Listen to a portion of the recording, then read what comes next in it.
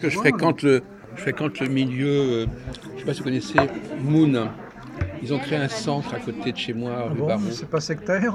Non, c'est pas mal Ouais, finalement. Ils étudient les textes, les écritures. oui. Et vous avez découvert quand, vous, l'Évangile selon saint Thomas, Bernard Luguerne? Alors j'ai découvert l'évangile selon Thomas il y a quelques mois et puis j'ai comme une révélation en fait. C'est un texte qui date du 1er siècle après Jésus-Christ Oui, et il a été redécouvert en Égypte en 1945, un petit peu par hasard. Les textes étaient cachés dans des jarres, dans une grotte. oui, un peu comme pour les manuscrits de la mer morte. Oui. Exactement, oui. Et puis, en fait, il y a les 2 tiers des paroles du Christ qui sont dans l'évangile de Thomas, qui sont dans les évangiles que l'on connaît, les évangiles canoniques. Oui, Mais il y a un tiers de paroles qui sont originales, en fait. oui. Et alors ça vous a interpellé? Oui, et parce que le Jésus, en fait, que l'on voit dans les évangiles de Thomas est différent du Jésus que l'on connaît, en fait. Il se rapproche un petit peu de Bouddha. Oui, Parce que dans l'Église catholique, on nous dit que Dieu est dans les cieux, et puis donc on attend le retour du Christ dans un futur. Et dans l'Évangile de Thomas, donc Jésus nous dit en fait que Dieu il est ici déjà, il est partout en voilà, fait, et, oui, et surtout il est en nous en oui. fait. Donc c'est ça la nouveauté. Donc il n'y a pas besoin d'une église. Enfin, on peut trouver Dieu en nous en fait. Et c'est ça l'originalité de l'évangile de Thomas. Et il y a des chercheurs américains donc qui font des études sur la Bible, ce qu'on appelle le Jesus Seminar. Mhm. Donc qui ont repris les paroles du Christ et puis qui ont mis une probabilité et puis et en fait donc il date de l'évangile de Thomas des années 50-60 après Jésus-Christ, donc ce serait avant les évangiles. Voilà, oui. 17 ans après la mort de Jésus. Oui, c'est Oui, ça. et donc ce sont des paroles nues, c'est-à-dire il y a pas d'histoire autour, il n'y a pas de crucifixion, pas de Ah d'accord. passion. Ah, ça figure C'est, pas. c'est juste des paroles comme des Oui. paroles Oui. de Bouddha, par Mhm. exemple, où Jésus dit bah, ne cherchez. C'est, Ses disciples sont un peu candides, donc ils posent des questions à Jésus où est-ce qu'on doit trouver le royaume de Dieu, quand est-ce qu'il viendra, puis il leur répond mais il est déjà là, pourquoi est-ce que vous le cherchez ailleurs? Donc on aurait rajouté ensuite des choses Oui, c'est ça. selon notre inspiration. Oui, donc on pense que les auteurs des évangiles canoniques donc, se sont inspirés sur l'Ancien Testament. En Ouais. fait, par exemple, Jésus devait naître à Bethléem, donc on nous a fait une histoire abracadabrante. Oui, parce que c'était indiqué dans le prophète Michée. Oui, Il c'est avait ça, dit, oui. vers le 8e siècle, il avait écrit ça avant Jésus-Christ, donc il avait dit, oui, il y aura quelqu'un qui naîtra à Oui, Bethléem. Alors ils ont repris ça. oui, c'est ça. Donc, ils les ont fait voyager avec Marie enceinte de 9 mois, En enfin de Égypte, tout ça, Nazareth oui, oui. jusqu'à Bethléem pour que ça soit en phase. Mais dans l'évangile de Thomas, il y a rien de tout ça. Et Ouais. c'est un Jésus un peu zen qu'on aperçoit, Oui. qu'on voit dans cet évangile. Par exemple, il nous dit soyez des passants, c'est-à-dire en fait tout ce qui est sur terre passe en fait, donc ne pas s'accrocher aux choses terrestres, accepter ce qui vient, être de l'abandon. Donc ça ressemble beaucoup au bouddhisme en fait. Et à travers cet évangile, on voit un petit peu comme une religion universelle. Et Mais il est quand même marqué par la. Il est quand même. Il se dit juif quelque part. Enfin, il est. Qu'est-ce qu'il dit de. Quels sont les points communs avec les autres évangiles? Qu'est-ce qui restait? ben, en fait, quand on regarde les autres évangiles, surtout celui de Jean, on s'aperçoit qu'il y a des paroles de l'évangile de Thomas qui s'y retrouvent en Voilà, fait, quand même, oui. Oui. et avec le même sens. Donc il y a des fois des copier-coller en fait, mais dans les évangiles, ils enrobent en fait, ils expliquent. Alors que dans l'évangile de Thomas, ben, c'est une liste de paroles, donc Et on peut le trouver. Il est paru. il est paru, oui. Où est-ce qu'il. Il y a plusieurs livres. D'accord. Il a été traduit du grec à quelques langues, je ne sais Donc pas. il a été découvert en copte, Ah donc oui, c'est une d'accord. langue de l'ancienne Égypte, Des chrétiens. et on a trouvé des fragments d'une version grecque. Donc il est disponible en français et c'est vraiment un livre étonnant. Moi ça avait été une révélation Oui. complète. Mais vous en servez pas pour votre consultation. Non, Hein? je m'en sers pour ma progression spirituelle, on va dire. Oui, oui, bien Ouais, sûr. Oui. c'est super intéressant, donc je vous conseille de vous y plonger. Et là, je suis en train d'écrire un livre là-dessus Oui. pour le vulgariser, en fait. Mhm. Donc il y a 114 paroles de Jésus, donc je les explique, etc. Je les remets dans le contexte.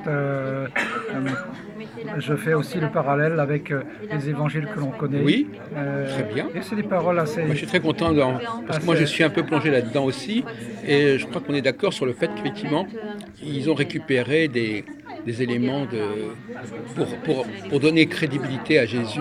Oui, Ils ont récupéré des éléments de l'Ancien Testament, et même peut-être ils ont c'est une hypothèse. J'aimerais bien justement, je ne sais pas si je pourrais vous interroger là-dessus, oui, sur le plan de la route. Est-ce que quelque part, par exemple, il y a des chapitres, par exemple, sur la mort de Caïn et Abel, oui, voyez-vous, ou sur le jardin d'Éden, oui. est-ce que c'est pas des choses qui ont été rajoutées par la suite, voyez-vous, par exemple, je pose des questions de ce genre. Oh, oh, certainement. Et Parce qu'il y a des trucs qui ne sont pas écrits de la même manière, le nom de Dieu n'est pas le même.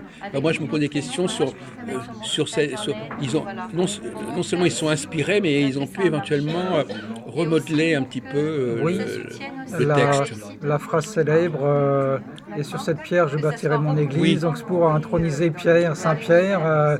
On pense que c'est un rajout tardif parce qu'en fait dans les évangiles de Thomas, ses disciples lui demandent vers qui on doit aller et puis une fois que tu seras plus là, et puis il répond faut aller voir mon frère Jacques en fait qui était censé oui. reprendre donc les enseignements. C'était pas Pierre. C'était pas Pierre, non. Ah, d'accord. Donc, Thomas, donc le saint Thomas, apparaît comme un initié et c'était le frère, le demi-frère de Jésus en fait. Oui, parce que Théoma, ça veut dire jumeau, en fait, Oui, ça veut dire jumeau. en Oui, hébreu. oui, c'est ça. Didymos. Didyme aussi. Donc, euh,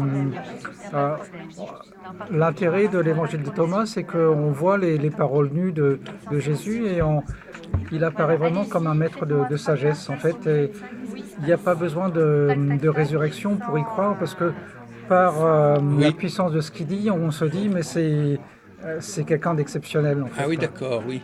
Et puis, grâce à l'évangile de Thomas, d'après ce qu'ils écrivent, on peut trouver la vie dès maintenant, en fait. Donc, on n'a pas besoin de ressusciter comme Oui. lui après la croix. On peut trouver la vie spirituelle, en fait, en allant rencontrer la parcelle de Dieu qui est en nous. Et ça vous a donné comment, cette découverte Comment En vous êtes fait, tombé dessus j'ai lu des livres de Thérèse d'Avila, donc, qui était une femme extrêmement brillante qui vivait du temps de François Ier, qui a fondé l'ordre des Carmes des Chauds. Et en fait, elle disait on peut aller trouver Dieu en soi. En fait, c'est pas la peine d'aller chercher dans les cieux. Et alors Et en fait, elle dit la même chose que l'évangile de Thomas. Donc, Mais comment alors, oui, mais Thomas, vous l'avez trouvé comment alors vous le connaissez déjà depuis longtemps, cet évangile Non, je l'ai découvert il y a quelques temps. Je l'ai lu une première fois, ça m'a pas parlé, mais après avoir lu Thérèse d'Avila, ça m'a parlé, parce que Thérèse d'Avila, elle rencontrait Dieu, enfin Jésus, Oui. en elle-même en fait. Et c'est quelqu'un qui avait beaucoup de possibilités, de pouvoir en fait. Et il paraît que quand elle priait, elle se lévitait, donc elle se soulevait du sol. Oui. C'était assez étonnant. Ouais. Et elle avait cette capacité à se plonger en elle-même. Et en fait, elle copie ce qui est dans l'évangile de Thomas. En fait, elle dit Dieu est là. Alors, je suis attiré par une formule qui me paraît assez obscure. Oui. Qu'est-ce que c'est, Bernard, les points de Knapp? Alors les points de Knapp, ce sont 18 points du corps. Il y en a par exemple deux ici, ce sont des points symétriques et ce sont des points où les toxines s'accumulent. Et donc en travaillant ces points, on libère toute la zone parce que le fait d'avoir des toxines, ça irradie en fait dans l'épaule. J'avais une dame qui arrivait à lever sa main comme ça seulement. Donc je lui ai travaillé les points de Knapp et puis elle arrivait à lever sa main comme ça. Donc c'est assez étonnant. Et ça a été découvert par Georgia Knapp, qui est un Français mort en 1935. C'était un inventeur génial, l'homme aux 80 métiers. Et à 50 ans, c'était une épave. Donc il a cherché un moyen de se rajeunir, en Oui. fait, de rajeunir son corps. Oui, Et et il est arrivé. il y est arrivé à 70 ans, c'était comme un jeune homme. Ah Il faisait oui. de la boxe. Et Ah il oui. s'était inscrit dans des compétitions sportives de seniors. Et puis ils lui ont dit, mais monsieur, mais qu'est-ce que vous faites là? Allez dans les moins de 40 ans. Donc, il a inventé le restaurant électrique, des maisons sociales. Enfin, Mais alors c'était vous-même, vous êtes un adepte de cette oui, pratique oui, je le pratique. et donc vous allez retrouver la jeunesse éternelle. Je l'espère, oui. En tout cas, mes patients me remercient. J'avais une dame qui ne pouvait pas se coiffer derrière la tête de 80 ans, mais maintenant elle le peut, oui. Mais ça correspond bien à votre travail de magnétiseur, quelque part, Oui, non plus ou oui, moins. oui, parce que ça ne sert à rien de magnétiser une zone. Si la zone est pleine de toxines, il faut déjà enlever les toxines, nettoyer, et après on Et magnétise. ça prend beaucoup ça se fait en une seule séance ou ça se fait en plus? Ça dépend. Une séance complète, c'est à peu près 1 heure. Donc c'est bien pour les gens qui ont des problèmes de rhumatisme, d'arthrosclérose, Oui, quelquefois d'arthrose. les personnes pensent avoir des rhumatismes, de l'arthrose, et en fait c'est seulement les points de Knapp. C'est les points Knapp. Ouais, tout Et simplement. ces points de Knapp, ils se bloquent à cause de quoi? En fait, ce sont comme les poubelles du corps, en fait. Oui. La Ouais. nicotine, Il faut les enfin, le vider, cholestérol, quelque part. oui, il faut les vider, oui. Parce que le corps n'y arrive pas. On peut les vider par le sport, mais bon, les gens qui sont peu actifs, etc. Enfin, Il faut directement agir. oui. Hier, j'avais une dame de 47 ans, elle était pleine de... Elle est là aujourd'hui, elle était pleine de toxines, et puis bon, ses bras, ses épaules étaient comme bloquées. D'accord. Donc, Donc il faut débloquer le corps et l'âme en quelque sorte. oui, et après on rajeunit en fait quand on a le corps plus libre, on est plus jeune. Oui, je crois que c'est un thème important. On rêve de plus en plus à cette idée Oui, de rajeunir. et comme on vit de plus en plus longtemps, l'idée c'est de De vivre vieillir bien. mieux, de vieillir bien, oui. Ouais. Et les points de Knapp y contribuent. Je sais que certains kinés les utilisent aussi. Ce sont des techniques très, très simples en fait. Ça fait mal par contre quand on appuie, mais ça soulage, ça libère. Très bien. Et alors pour terminer, donc vous continuez à vous lancez aussi dans le tarot finalement. Oui, je donne des conférences sur le tarot de Marseille. J'en donne une à l'USFIPES Le 30 avril. bientôt, le 30 avril. Et puis l'idée c'est assez simple en fait. Voilà, expliquez-nous. Parce que apparemment vous avez une réflexion, vous avez une approche personnelle. Oui, donc c'est une approche visuelle et ludique du Voilà. tarot de Marseille. Donc on étudie pas une carte au hasard. Donc je montre la carte aux auditeurs et puis je leur demande qu'est-ce que ça inspire chez vous. Et puis après je leur donne des réponses. Mon idée c'est qu'en regardant la carte, en fait on peut trouver l'interprétation, diverses interprétations. Oui. Par exemple le battleur, donc c'est un jeune homme et on voit dans ses vêtements, donc au niveau couleur, donc c'est dépareillé, donc c'est quelqu'un qui n'est pas vraiment fini en fait. Ah oui, d'accord, oui. Si on remarque bien, il n'y a que 3 pieds sur la table, donc Ça c'est Jodorowsky qui a vu ça. il n'est pas très, très équilibré. Par contre, c'est un jeune homme qui a du potentiel puisqu'il y a son chapeau en forme de 8, de lemniscate, donc c'est l'infini, le potentiel. Il a plein d'outils sur la table à sa disposition, mais comme il n'est pas très, très ancré, on va dire, il a un peu de mal à le mettre en œuvre. Donc ça peut représenter par exemple un stagiaire dans une entreprise, quelqu'un qui débute, enfin qui n'est pas très, très assuré. Oui, d'accord, donc en regardant comme ça les cartes, on voit... Et donc la personne va devoir essayer de dire ce qu'elle en pense comme ça. Oui, c'est ça, donc c'est des conférences publiques, donc les personnes ont des idées, il n'y a pas de bonnes et mauvaises idées, et puis donc je donne quelques interprétations que j'ai pu voir de Jodorowsky et d'autres. Voilà, d'ailleurs actuellement il y a pas mal de psychologues qui utilisent le tarot et qui font travailler la personne avec le tarot. Oui, exactement. Alors, c'est plus de la divination là. Il y a des archétypes en fait, et ce qui est étonnant dans l'évangile de Thomas, en fait, le livre que j'écris, je l'illustre avec les arcanes du tarot de Marseille, parce que ça illustre des paroles de Jésus en fait. Oui. Oui.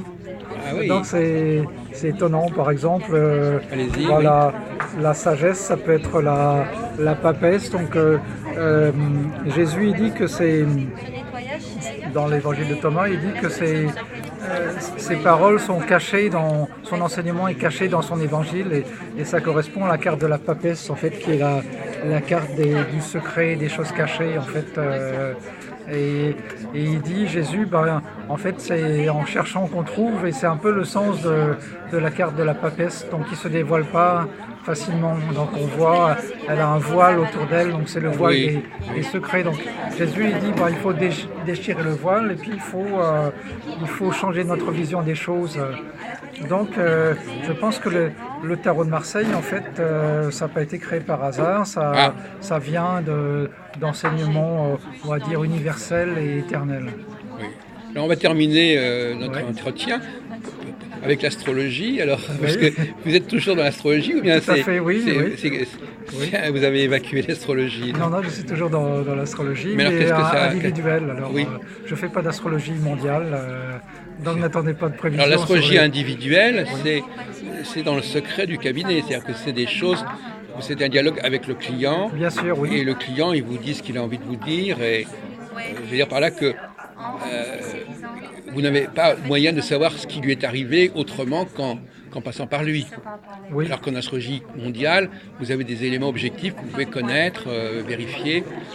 Euh, donc c'est comment vous définir. Donc finalement c'est de c'est de l'astropsychologie que vous faites, Un mais vous petit faites peu, avec des oui. prévisions quand même. Je fais des prévisions, oui, les révolutions solaires, les transits, mais je cherche surtout à expliquer à la personne la situation que cette personne vit. Et un de mes axes, c'est aussi d'essayer de mettre en avant le potentiel et éventuellement des dons cachés de cette personne. Parce qu'en astrologie, on a beaucoup de potentiel dans notre thème, et bon, des fois, on développe ce potentiel à 40 ans, à 60 ans, ou jamais d'ailleurs, et des gens passent un petit peu à côté de leur vie, et donc mon souhait, c'est de leur pointer du doigt en fait leur potentiel. Donc ça peut être un potentiel de réalisation personnelle, spirituelle, de réalisation matérielle. Et ça, on le voit assez clairement dans le thème astral. Plus qu'ailleurs en fin de compte. Oui. Pour vous l'astrologie c'est une façon d'avoir une sorte de radiographie de la personne Oui. qu'on ne peut pas avoir par le tarot véritablement. Est-ce qu'on pourrait faire quelque chose avec le tarot Est-ce qu'avec le tarot on pourrait avoir des choses qui nous disent qui est la personne? On peut aussi, oui. Le tarot, on pense souvent à la divination, en fait, mais c'est aussi, ça peut être psychologique, ça peut être spirituel. On fait des tirages sur la psychologie, mais l'astrologie, c'est quand même bien parlant au niveau du potentiel, je trouve. Et c'est pas sujet à l'interprétation, alors que les cartes, le médium, le voyant, bon, donne son interprétation, alors que dans l'astrologie, normalement, deux astrologues compétents doivent voir le même potentiel, quoi.